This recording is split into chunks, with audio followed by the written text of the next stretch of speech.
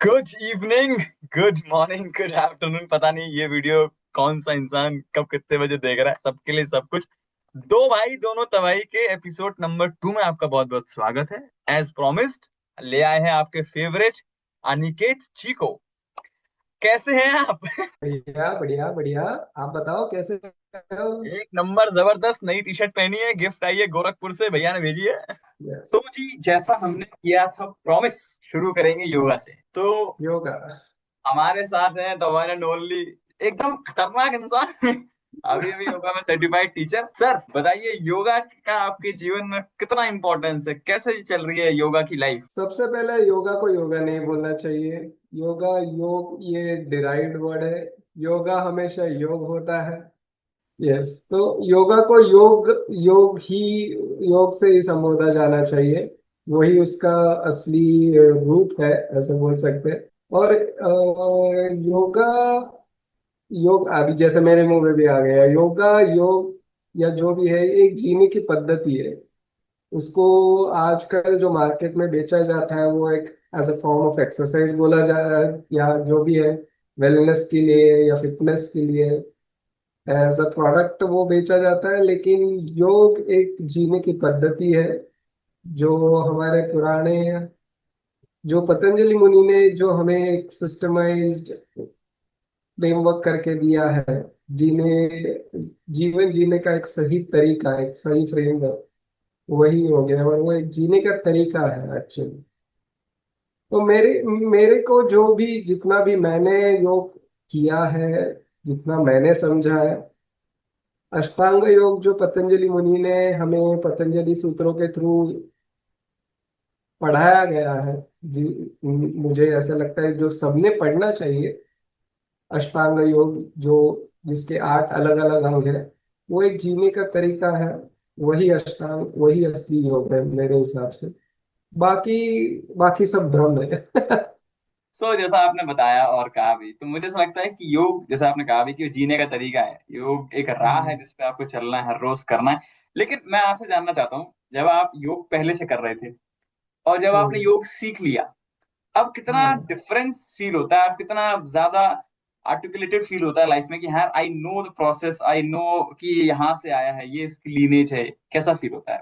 Exactly पहले पहले मैं जब योग करता था तब एज अ फिटनेस रेजीम या फिटनेस एक्सरसाइज या खुद को सही रखने का जो उद्देश्य रहता है फिटनेस लेवल पे, उस पर्सपेक्टिव से करता करता आया था।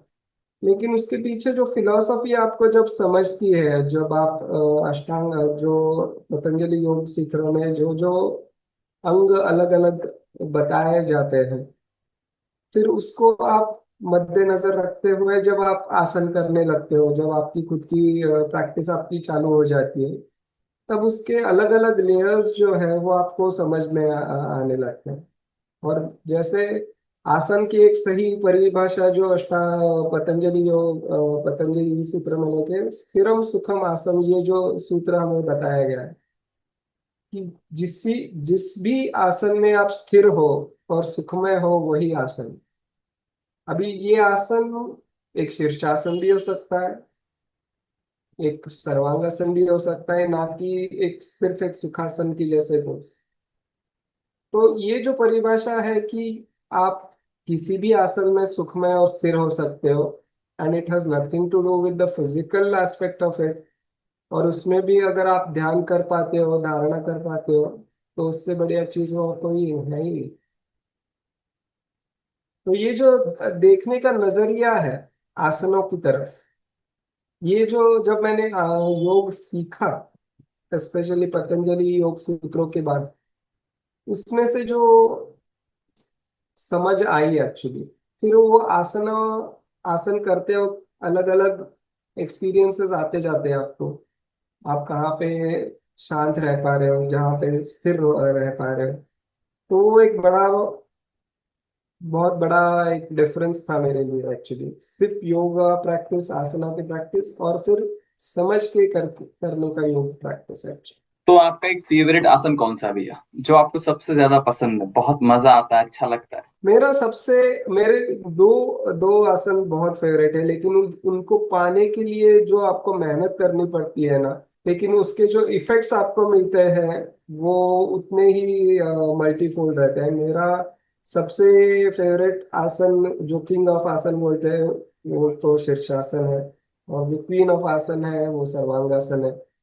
क्योंकि जब आपकी बॉडी इन्वर्जन में जाती है और आपका पूरा महसूस होने लगता है, जो आपके अंदर की जो ऊर्जा अलग लेवल पे हो जाती है, और जो शांति आपको महसूस होती है उससे बाहर निकलने के बाद, उससे बढ़िया और कोई एक्सपीरियंस नहीं होता है। और खास करके अभी मैं तो अयंगार योग प्रैक्टिस करता हूँ काफी सालों से। तो हमारे गुरुजी ने जो रोप सर्वांगासन का एक प्रॉप के थ्रू जो रोप सर्वांगासन और रोप शीर्षासन का एक जो फॉर्म दिया है, इसमें तो आप ऑलमोस्ट शीर्षासन में ध्यान ही कर सकते हो। ऐसे इतना उन्होंने सरल और सहज करके रखा है, ताकि जो आपको फिजिकल स्ट्रेंथ शीर्षासन में लगती है वो थोड़ी कम हो जाए और उसको आप लंबे देर तक होल्ड कर पाते हैं। तो आप रोप शीर्षासन के अगर आपने कुछ इमेजेस आपने गूगल कर लिए तो आपको समझ में आएगा कि वो आप शीर्षासन में कितनी देर तक आप रह पाओगे, और उसके इफेक्ट्स उतने ही ज्यादा आपको ज्यादा मिलेंगे। क्या बात है, क्या बात है, एक परफेक्ट योगा पे आज एक लेक्चर, मजा आ गया सुन के। कुछ ऐसी डिटेल्स थी जो मुझे भी नहीं मालूम थी, जैसे कि आपने रोप के बारे में बताया, और उसके जो कितनी देर तक कर सकते हैं ये मुझे नहीं मालूम था। हम्म। खैर, अब मैं टॉपिक पे आता हूँ। जो हमारा एक टॉपिक था वो हमने लिया, जिसके हमने ऐसे प्रॉमिस किया था कि भाई अगले एपिसोड में हम योगा से शुरू करेंगे, हम कर चुके हैं। योगा से जो कामनेस हमें आई है, उसी कामनेस के साथ हम्म। हम अपने अगले और भयंकर टॉपिक की तरफ योग जा रहे हैं। योग योग एक महासागर है, इसको 10 मिनट में 5 मिनट में बात करने एग्जैक्टली, का वो 100%। टॉपिक है। लेकिन इसीलिए हम जब भी ये बातचीत रखेंगे, आखिरी में या हाँ। स्टार्टिंग में योगा पर थोड़ी बात जरूर करेंगे, ताकि आप लोगों को एटलीस्ट कुछ लाइफ यस, में गेन हो। योगा इज और weaved into everything that we live and experience on a exactly, day-to-day life. बिल्कुल सही, We just need to have the knowledge to relate it on a day-to-day basis. The eight limbs exactly, of yoga. 100%। सो अब जैसे Iran और USA का युद्ध, Iraq, sorry Iran, Israel, अब समझ ही नहीं आ रहा कौन कौन देश शामिल है। मैं तो कह रहा हूँ सभी लड़ लो। समटाइम आई कंफ्यूज कि Iran, Iran, Iran, Iraq. Iran is just trying to extend the war by attacking maximum countries so yes, that the entire area gets destabilized, and there's pressure on US and Israel to stop the war. That is the tactic is go. How long that they can really stretch it is really a big question, because जो main खेल वो खेल रहे हैं, जो Hormuz का state उन्होंने block करके रखा है, that is running panic for all the oil importers actually. Hundred So percent that is a big thing that they have played actually. So and but US and Israel will make sure they will unblock that actually, because a lot of other economies are getting affected, and that will in turn turn a negative sentiment for US across the world actually, which US won't want it actually. 100%, Even 100%। if it cares or not cares is not the question, but US won't want the entire world sentiment to go against itself, especially towards its economy. और इसमें So सबसे ज्यादा फायदा है उन्हीं का जिनका नाम लास्ट टाइम आपने लिया था, पुतिन भाई साहब का। वो इनडायरेक्ट विनर है। वो एग्जैक्टली, इनडायरेक्ट विनर है, उसका ऑयल सभी जगहों पे पहुंच रहा है, और उसको और क्या बोल रहे हैं, और बट धन की बरसात हो गई उसके पास, ऐसे 100% हो वो तो गया। मतलब पता नहीं उन्होंने कौन सा कुंज का स्त्रोतम का पाठ किया है पिछले कुछ सालों में, कि अब उसका फायदा उठा रहे और हैं। और यूएस क्या, यूएस रशिया को ज्ञान नहीं दे सकता कि आप वॉर यस, मत करो यूक्रेन के साथ, यस, यस, यस। क्योंकि आप खुद कर रहे हो। तो आप जो खुद कर रहे हो उसका ज्ञान आप दे नहीं सकते हो किसी को। तो वो अभी क्या, जब बट तक आप नहीं खत्म करोगे हम नहीं खत्म करेंगे, ऐसे एग्जैक्टली, रहता बट है। मुझे एक सवाल आ रहा है भैया कि ना, ये वॉर जितना लंबा चलेगा, उतना इसमें और कंट्रियां धीरे धीरे इन्वॉल्व होती जाएंगी। That is what US and Israel don't want it. They're trying very hard to do it, to not extend it. That's why Israel is targeting a lot of top officials, top security officials of Iran. They're trying to dismantle the leadership itself. Hmm And US is trying to kill all the infrastructural facilities so that their economy, which is based on oil export, that goes down. So two-way attack चल रहा है actually. Israel उनके leadership को खत्म कर रहा है, US हम्म उनके इंफ्रास्ट्रक्चर ऑयल इंफ्रास्ट्रक्चर को खत्म कर रहा है. They basically hmm want to, जो इराक का हाल किया उनको ईरान का भी हाल वही करना है. But it is going to be difficult because size wise और strategy wise Iran is a bit difficult and different as well. I और उनकी don't like अप्रोच भी बहुत अलग है। nobody. हाँ, nobody is able to gauge it कि ये कब तक चलेगा. Everyone is like trying to find a middle way and trying to avoid the crossfire. जो other economies affect हो रही है, they're trying to avoid the crossfire. Effect तो सब पे आने वाला है, आ रहा बट है ऑलरेडी, इसलिए बट अभी. ये जो लास्ट अभी जो अटैक हुआ, जो एक गैस रिफाइनरी का हम्म. जो पूरा आउटलेट था उस पर वो किया गया, तो यूएस कह रहा है हम्म. हमने नहीं किया, इजराइल कह रहा है हमने नहीं किया। वो ईरान और मिडिल ईस्ट की एक मिली हुई रिफाइनरी थी। पर फिर अटैक कर कौन गया, मेरा तो यही सवाल है। क्योंकि अब यूएस डर रहा है। मैंने जहां तक थोड़ा बहुत अभी कुछ एक्सपर्ट्स को पढ़ा, वो कह रहे हैं कि अब यूएस डर रहा है, अब यूएस चाहता है कि वॉर खत्म हो जाए। यूएस की एक सेक्रेटरी हैं, शायद फाइनेंशियल डिपार्टमेंट कौन, वो कहती है कि हम चाहते हैं कि अब वॉर खत्म हो जाए, हम बैठ के बात करने तैयार हैं। पर ईरान कह रहा है कि अब बात नहीं होगी, अब तो तबाही है। तो ये जो यूएस का जो एंटिसिपेशन था कि हम तो ड्रोन से और एयर फाइटिंग से खत्म कर देंगे सब कुछ, जो उनका ओरिजिनल एंटिसिपेशन या जो अंदाजा था वो तो पूरी तरह से पलट गया है एक्चुअली. यस। और ईरान ने क्या किया, ईरान ने बाकी कंट्रीज को अटैक करके उनको इनडायरेक्टली इन्वॉल्व करके लिए. Even if they didn't want to get involve, उन्होंने उन पे अटैक करके उनको इन्वॉल्व करके लिए, so that other countries and other continents indirectly pressurize US to stop the war. And they have, I guess they have been successful in doing that, ऐसे मुझे लगता है. Now hmm US is getting, अरे this should get over, because that moment, because half yearly, अभी we are in the third month of the year. Yes. Uh, in the second half, we have the US midterm elections. Before that, if the sentiment turns negative against the sitting president, it is going to be very difficult for him to continue. Point. So, from the perspective of the midterm elections, they have to get this done at the earliest actually. But ऐसा लग रहा है। Iran is deliberately trying to prolong it. हाँ exactly, ये बहुत सही They point are आपने। dropping bombs on every possible sites.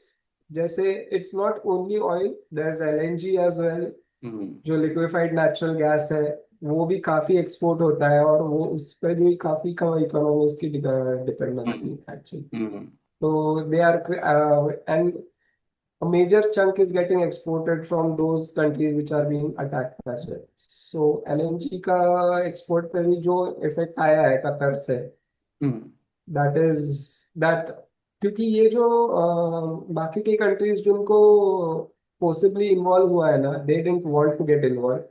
Now hmm they would be pressurizing the attacking countries to stop this. Yes yes yes. So मतलब ईरान ने बड़ा smart game खेला, yes, very बहुत ट्रू. स्मार्ट गेम एंड खेला कि they will try to elongate it as long as possible. इसके मुझे ऐसा लगता है कि ये जो युद्ध हो रहा है और इसमें जो बाकी कंट्रीज इन्वॉल्व होंगी प्रेशर करने के लिए, उसकी वजह से यूएस की जो पावर है वो भी कमजोर पड़ेगी। आप कितने बेवकूफ हैं ये भी दिखेगा। कमजोर पड़ेगी और basically the entire sentiment against the country is going to go for a toss actually. Exactly. ये जो एक क्लास का बुली होता है ना, जो सबको, जिसने सबको परेशान करके रखा है, तो ऐसा हो जाता है कि पूरा क्लास खड़ा खड़ा हो जाता है उसके अगेंस्ट. तो ऐसे टाइप्स ऑफ सिचुएशन को बोल सकते हैं. और एक दो जने इनके सपोर्ट में है ऐसे. But the entire world is just fed up of it now. ऐसे वो एग्जैक्टली। सेंटिमेंट ऐसे बिल्ड हो रहा है actually. Hmm. Just get it. US is always trying to play the big bully of the world and try to get things the way it wants done, get done. But everyone has its own way of operating. No one is going to fall in line as per what US wants. No? Hmm. But मैं अभी recently देख रहा था कि इसकी वजह से ना इंडिया में जो एलपीजी के इश्यूज हो रहे थे वो भी धीरे हम्म, धीरे सॉल्व होना शुरू हुए हैं। बट मैं हम्म, एक तरफ ये भी देख रहा हूँ कि इंडियन इकोनॉमी भी सफर करने वाली है, क्योंकि हम जो पूरा व्यापार कर रहे हैं, चाहे हम किसी भी और देश के साथ करते हैं, वो मोस्ट ऑफ द हम जो करते हैं वो हम डॉलर्स में करते हैं। इस वक्त डॉलर 93 रुपीज प्लस चल रहा है। yes, 2014 में देखें तो डॉलर 60-62 रुपीज था। अगर हम yes. ईरानियन रियाल की बात करें तो वो तो 13 लाख हम्म, 15 हजार, बहुत ही खतरनाक थी, उसकी तो बात ही छोड़ दे, तो जीरो पे आ गई है, खत्म ही कर दिया यूएस ने उसको। बट क्या लगता है आपको कि इस साल मई तक या जून तक क्या हम डॉलर को 100 रुपए देख लेंगे इस बार, जिस तरह ये अगर ये वॉर का माहौल रहा और हमारे जिस तरह की अप्रोच है कि हम हम्म, यूएस को एकदम ऊपर ही जा रहे हैं उससे, हम उसको एकदम फॉलो कर रहे हैं हर चीज में, या हम उसकी बात मान लेते हैं कुछ चीजों में। फॉर एग्जाम्पल, भले ही हमारे रिश्ते और देशों से अच्छे हैं, और या फिर ये हम्म। एक प्लान है इंडिया का कि ताकि हम बाकी देशों के साथ स्ट्रॉन्ग पार्टनरशिप बना लें और देन फिर हम यूएस को ठेंगा दिखा दें। इतना इतना अभी इंडिया वो पोजीशन में है नहीं एक्चुअली कि हम डायरेक्टली डॉलर को इग्नोर कर सके। हम्म। जहां तक जितना ये वॉर लंबा खींचेगा उतना वो डॉलर अपना रुपये डिप्रिशिएट होते जाए। मेरे को तो अभी और कितना डिप्रिशिएट होगा ये तो एक्सट्रापोलेट नहीं कर पाएंगे क्योंकि वो डायरेक्टली कोरिलेटेड है वॉर के ड्यूरेशन पे एक्चुअली। Yes yes. लेकिन इसमें आई डोंट थिंक सो रुपी का जो डिवैल्यूएशन हो रहा है वो इंडिया के हाथ में एक्चुअली नहीं है। वो कितना आरबीआई ने कितना भी उसको इन्वॉल्व होकर उसको कम करने की कोशिश किया बट आई डोंट थिंक सो हम कर पाएंगे। और बेसिकली इसी वजह से जो रुपी का डिप्रिसिएशन हो रहा है FIIs are also withdrawing a lot of funds from the Indian equity markets as well. Indian equity markets का जो डाउन ट्रेंड चल रहा है वो भी म्यूट पे हो। नहीं नहीं, मैं कॉल को बोल रहा था अब। हाँ, हाँ। तो वो रुपी का डिप्रिसिएशन होना रुकाना इंडिया के बहुत कंट्रोल में नहीं है। We can just take some basic measures but largely it will depend on the duration of the war. और अपना इक्विटी मार्केट तो बेसिकली जितना रुपी डिवैल्यूएट होगा उतना नीचे जाएगा क्योंकि एग्जैक्टली। एफआईएस को जो रुपी डिप्रिसिएशन का झटका लगता है दैट इज बैड। क्योंकि तीन चार कारण है जिनकी वजह से पैसा नीचे जाता है। इन्फ्लेशन हो गया आपका, फिजिकल डिफिसिट है, और जियो पॉलिटिक्स है। और इस वक्त तो इन्फ्लेशन तो हाईएस्ट चल रहा है हमारे देश में, पैसा है ही नहीं। फिजिकल डिफिसिट तो सिर्फ पेपरों में कम दिख रहा है हमको, बाकी तो पता नहीं, लेकिन जियो पॉलिटिक्स बहुत ही वो हाई है। सब तो मुझे ऐसा लग रहा है, जो जो भी मैं देखा पढ़ा, कि मे भी शायद हम ऐसा अगले कुछ 6 महीनों में देख लें कि डॉलर 100 रुपीज क्रॉस कर जाए और इंडिया को फिर और प्रॉब्लम आए। लेकिन इन अ मिडिल वो इंडिया ने वो अभी एज एक अ साइकोलॉजिकल फिगर हम एक्सट्रापोलेट कर सकते हैं हम्म, लेकिन अगर ये वॉर अगर अभी आज हम बात कर रहे हैं 20 तारीख 20 मार्च को हम्म, अगर ये वॉर अगर फर्स्ट वीक ऑफ अप्रैल या मार्च एंड तक भी अगर खत्म हो जाता है हम्म, या टूवर्ड्स अ कंक्लूसिव एंड या फिर एटलीस्ट दे स्टार्ट निगोशिएटिंग और स्टॉप हम्म, द अटैक्स हम्म, फिर भी थोड़ा बहुत डिप्रिसिएशन रुक सकता है या बच थोड़ा कम हो जाए। वो वॉर कैसे प्ले आउट होता है कितने दिनों तक प्ले आउट होता है उसके ऊपर ही वो सब डिपेंडेंट है ऐसे ऐसे मुझे लगता है। पर अभी बाकी ये जो 100 का वैल्यू है वो अगर अप्रैल में अगर वहां तक अगर अपना वॉर चलता गया तो वो वैल्यू दिख सकती है but I don't think so any of the economies or any of the countries in the world want the war to be extended like this. They exact. want it over as early as possible. Hmm क्योंकि जितना ज्यादा आगे बढ़ेगा उतने losses होंगे। लेकिन मैंने अभी हम्म, रिसेंट एक इंडिया ने एक बढ़िया मूव ली कुछ टाइम पहले, कि उन्होंने कुछ देशों के साथ मिलकर एक नई करेंसी का इजाद करने के बारे में सोचा है, जिससे वो अपने हम्म, पूरे एशिया रीजन में व्यापार करेंगी, हम्म। यूरोपियन रीजन में व्यापार करेंगी। क्या उससे लगता है कि यूएस डॉलर की जो पावर है वो कुछ कम होगी? वो ये सब अभी ये जो भी काम चल रहा है जो आप ब्रिक्स की बात कर रहे हो शायद यस यस। तो जो ब्रिक्स ग्रुप ऑफ कंट्री का ग्रुप है, वो जब तक अभी वो सारे जो भी मेंबर नेशंस हैं, वो हम्म। भी अभी सारे एक पेज पे नहीं है। हम्म। उनका जो तालमेल है, उनका जो एक किसी एक कॉमन एजेंडा पे मिलके बैठ के तय होना, हाँ ये एग्जीक्यूशन करेंगे ऐसे ऐसे, हम्म। वो उसको फ्रूटफुल होने तक काफी समय जा सकता है। क्योंकि अभी जैसी जैसी परिस्थिति बनी हुई है, सारे ब्रिक्स नेशंस को एक पेज पे लाके, एक कॉमन प्लेटफॉर्म पे लाके एक करेंसी को एग्जीक्यूट करने को काफी टाइम लगेगा, या बहुत एक बड़ा काफी साइकिल लगेगा रेगुलेटरीज उसमें। लगेंगी, काफी पॉलिसीज बनाना हाँ पड़ेंगी। हाँ हाँ। And obviously US is going to try its with its all might to not let that happen actually. Hmm. ऐसे कुछ करेंसी एग्जिस्टेंस में आए वो बिल्कुल नहीं चाहिए। यस। तो it will keep sanctioning the member Nations of, वो उसके ताकत में जो भी होगा वो करेगा। तो वो लेकिन एग्जिस्टेंस में आने के लिए काफी टाइम है। That is not going to, it could be a step in the right direction, but we don't know the उसका समय या उसका टाइमलाइन नहीं पता अपने को। टाइम तो भी अभी लगेगा और फिलहाल मेहनत भी बहुत लगने वाली है, हम्म। क्योंकि आप एक। क्योंकि हर एक कंट्री में सरकारें भी बदलती रहती है, यस।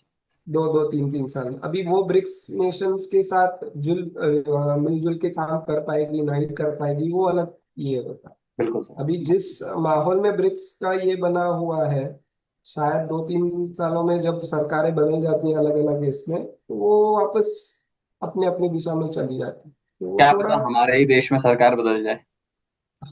वो तो वैसे वैसी सिचुएशन हर एक कंट्री में हो सकती है, हर एक ब्रिक्स नेशन में हो सकती है। एग्जैक्टली। तो वो उसकी पॉइंट। प्रोबेबिलिटी जो है, ये होने की प्रोबेबिलिटी जो है वो कम है actually। बहुत ज्यादा कम है। पर मुझे तो आपके काम वाली बात से बात आई कि काफी लोग मिलके काम करेंगे तो शायद पॉसिबल है, पर टाइम कितना लगेगा नो वन नोस। पर जो एआई आ रहा है उससे काम तो आसान हो रहा है। एआई को आप एज ए आपकी पर्सनल सेक्रेटरी जैसे आप समझ के उसको यूज करो। बट आपका 10 प्रॉब्लम। कामों में 5 कामों में आपकी मदद कर देगी, लेकिन फिलहाल दिमाग तो आपको ही लगाना है। It may just throw you suggestions और ways to do this better, but क्या करना है कैसे करना है वो तो आपको ही बताना है एक्चुअली। बट हमारी जो मीडिया है, या हम कहें जो सो कॉल्ड कुछ लोग हैं, वो ऐसा कह हम्म रहे हैं कि भाई एआई तो अभी चलो फिलहाल तो लोग इसके साथ ट्रायल ट्रायल खेल रहे हैं, ठीक है ना।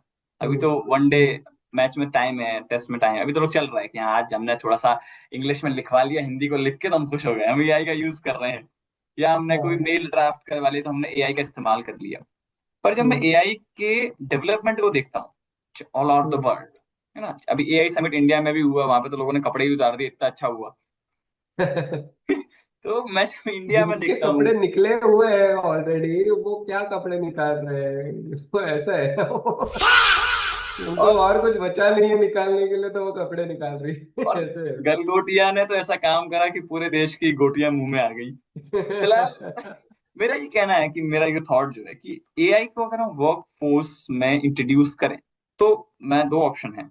एक तो हम उसे जैसे आपने कहा कि सेक्रेटरी, यानी कि भैया हर बंदे के पास एक एआई दे दो आप, ठीक है, उसको सब्सक्रिप्शन दे दो और उसको बोलो कि इससे अपने काम में एफिशिएंसी ऐड करो, बेटर वर्क दो, है एग्जैक्टली। ना, टाइम बचाओ, ज्यादा काम करो, ज्यादा अच्छा काम करो।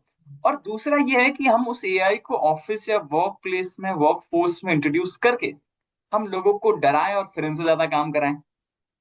क्या होगा हमारे इंडिया में आपके हिसाब से, क्या लगता है कि आप ऑलरेडी टेक टेक में काम करते हो, एनिमेशन करते हो, ये दो ऑप्शन है, दोनों ऑप्शन है इंडिया के पास, पर इंडिया चूज क्या करेगा, जो हमारी मेंटालिटी है ऑफिस की उसके हिसाब से कौन सा चूज करेंगे वो, और क्या होना चाहिए।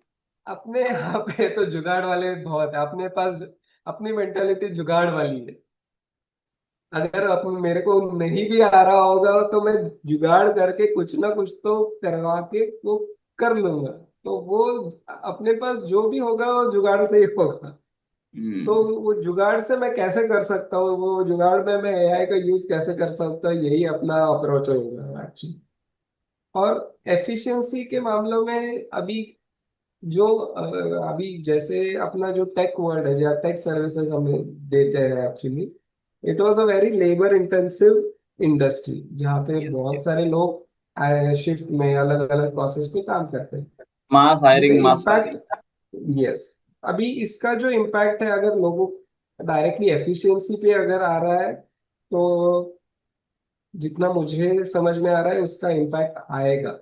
कि बहुत सारे जो हम लोगों ने जो आईटी रेवोल्यूशन देखा, हम्म जहाँ पे बड़े बड़े पैकेजेस पे लोग जंप करते थे कॉन्स्टेंटली, सॉफ्टवेयर डेवलपर्स, वो कहीं पे वो साइकिल अभी खत्म होने को आ रहा है एक्चुअली।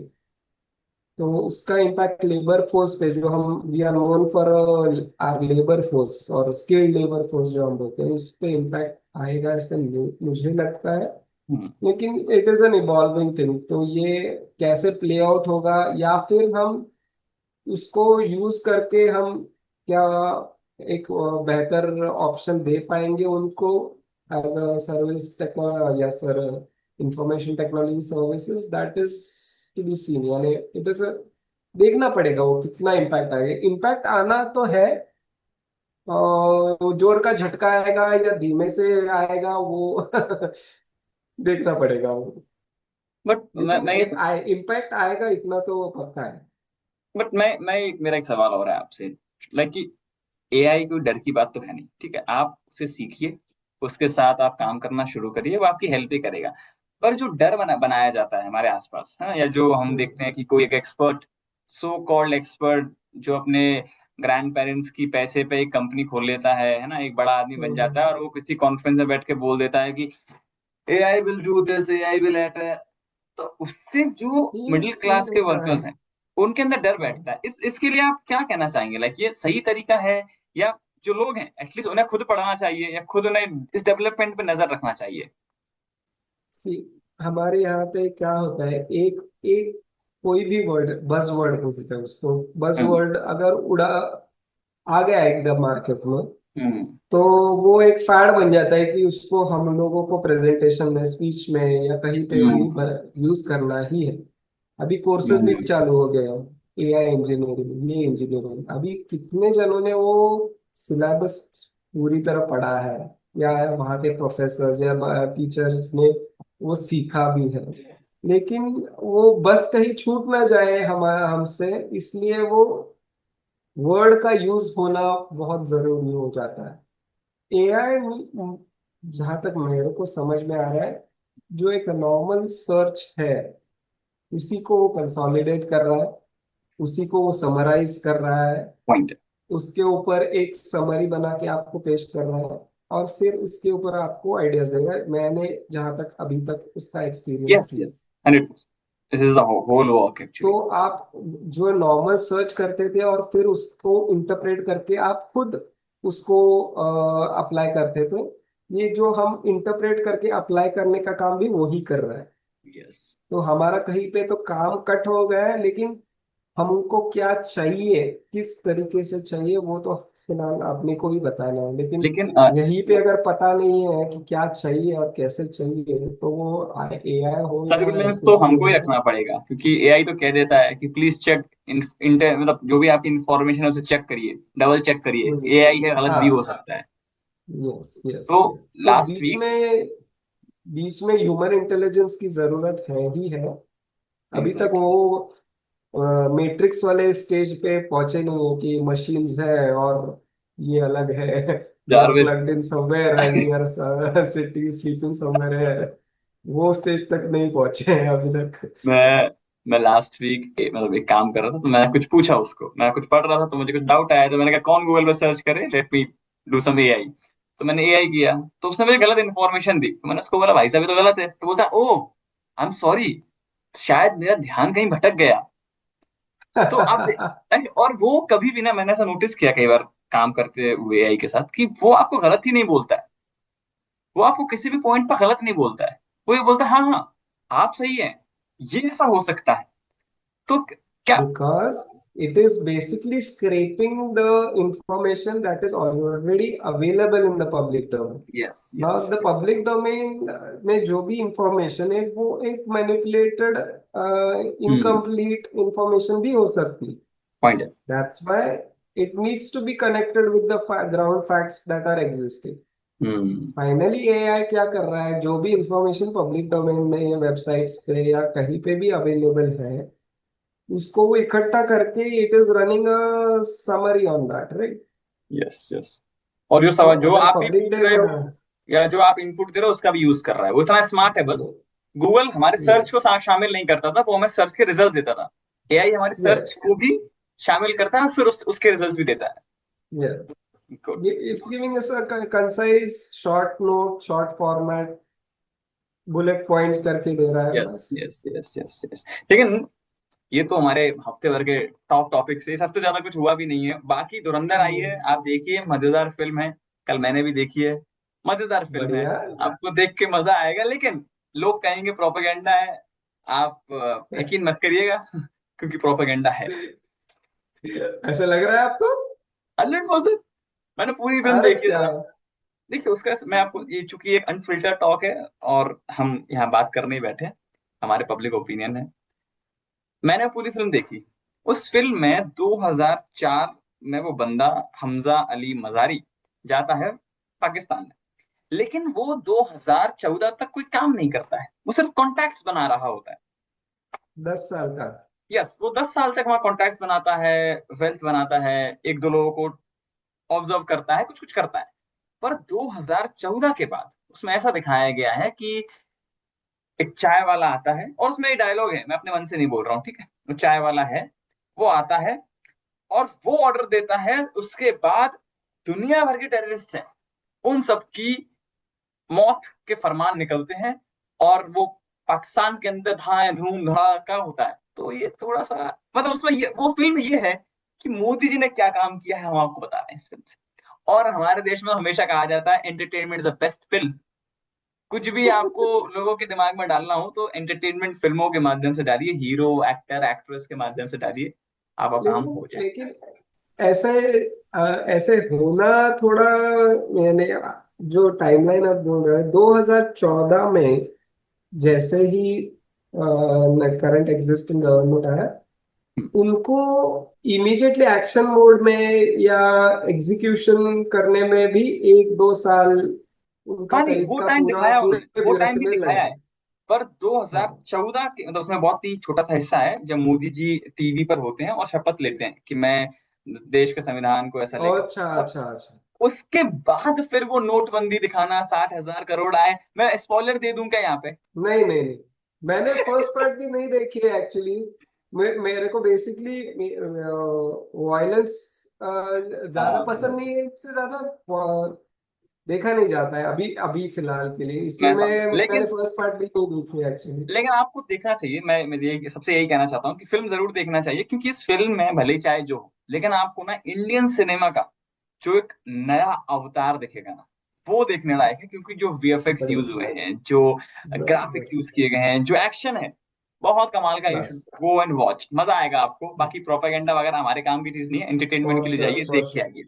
इंडिया, अभी इंडियन ऑडियंसेस का टेस्ट पूरी तरह बदल चुका है। यस यस बहुत ही इंडिया बहुत बदल चुका है। You see films like Chhaava, you see films like Dhurandhar one yes two, you see films made by Rajamouli. 100%। The Indian audiences अभी धर्मा प्रोडक्शन पे थूकेंगे भी नहीं, ऐसा लगता है। सही पॉइंट है, क्योंकि ना थोड़ा सा लोगों का बिल्कुल टेस्ट बदला है। और अब क्या हो रहा है कि आप एक तरह की स्टोरी दिखा करके, वो लड़का लड़की कहीं हम्म मिले, फिर उनमें कुछ हो हम्म गया, और फिर वो शादी के, लड़का भाग के आ रहा है, लड़की भाग के आ रही है, या फिर एक लड़का लड़की के पैर दबा रहा है, ये सब अब नहीं चलने वाला है। क्योंकि क्या हो गया है कि हाँ। लोग, हॉलीवुड का एक्सेस मिल गया हमको, और हम जब से और हिंदी में डब में मिलता है तो और मजा आता है। तो उसको देखने के बाद ना हम वैसा एक्सपेक्ट करते हैं। तो ये अभी ऑडियंसेस का टेस्ट जो इवॉल्व हुआ है ना, they are not going to give ये उड़ रहा है, उधर से वो हाँ, क्या कर रहा है, वो नहीं आपको क्लोज टू रियलिटी। मैं ये नहीं बोल रहा हूँ अभी, ठीक है, ये जो डॉक्यूमेंट्री या डॉक्यू सीरीज या बायोपिक्स बोलते हैं वो फिर भी क्लोज टू रियलिटी होते हैं, लेकिन बिलीवेबल दिखाना पड़ेगा। Yes yes. कुछ भी आप दिखाने जाओगे फिक्शन के नाम पे, एंटरटेनमेंट के नाम पे, वो हजम नहीं होने वाला है actually। और दूसरी चीज भैया, कमाल ये हुआ है कि इस फिल्म में सेकंड पार्ट में कोई गाना नहीं परफॉर्म हुआ है। सारे गाने बैकग्राउंड स्कोर की तरह यूज किए गए हैं, सारे गाने बहुत ही अच्छे हैं। That is the magic of शाश्वत सचदेव। Exactly exactly. मतलब वो बंदा अलग है। मैं फिल्म देखने बैठा, पहली फिल्म में फिर भी आपको दो गाने मिलते हैं, एक रोमांटिक हम्म। है ना, गहरा हुआ, और देन एक कच्ची हम्म। कली वाला, लेकिन इसमें आपको हाँ, कोई गाना नहीं मिलेगा। इस फिल्म में सारे हाँ, गाने जो हैं वो बैकग्राउंड स्कोर में चल रहे हैं। रणवीर सिंह ने बहुत ही अच्छी एक्टिंग की है, मजा आ गया देख के भाई साहब, मतलब अरे बलिदान परमो धर्म। यार क्या बात है। अच्छा, मैं अभी जो मेन पॉइंट है उस पे आने वाला हूँ कि आप चूंकि फूडी और हम जब भी मिलते हैं तो आप मुझे बताते हैं कि यहाँ का ये खाओ, यहाँ का ये खाओ, और वो सब जगह मुझे आप ही ने खिलाई है, इसके लिए धन्यवाद तो है ही। इसके लिए आज मैं चाहता हूँ कि आज हमारी ऑडियंस को बताएं कि अगर वो कभी पुणे आए या पुणे में रहते हैं तो दो आइटम, दो तीन ऐसे आइटम जो वो खाने कहाँ कहाँ जा सकते हैं, सब कुछ मुझे बताइएगा। अगले वीडियो में क्या बचेगा हमारे पास।